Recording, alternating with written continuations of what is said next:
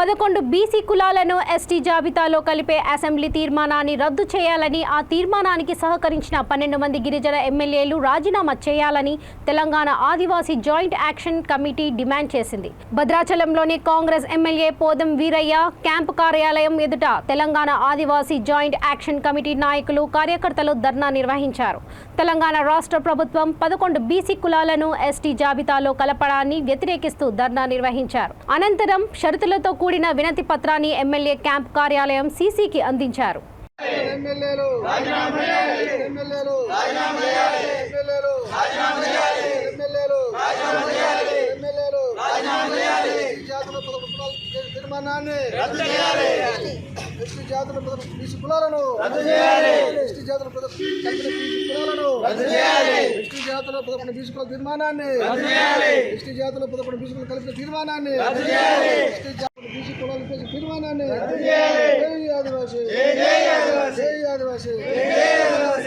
పదకొండు కులాలు ఎస్టీ జాబితాలో బిల్లుకు ఆమోదం తెలిపిన ఎమ్మెల్యేలు వెంటనే 11 కులాల బీసీ కులాలను ఎస్టీ జాబితాలో చేర్చిన ఆమోదం తెలిపిన ఎమ్మెల్యేలు వెంటనే 11 కులాలను బీసీ కులాలను ఎస్టీ జాబితాలో చేర్చడానికి ఆమోదించినటువంటి ఎమ్మెల్యేలను వెంటనే జై ఆదివాసీ, జై ఆదివాసీ.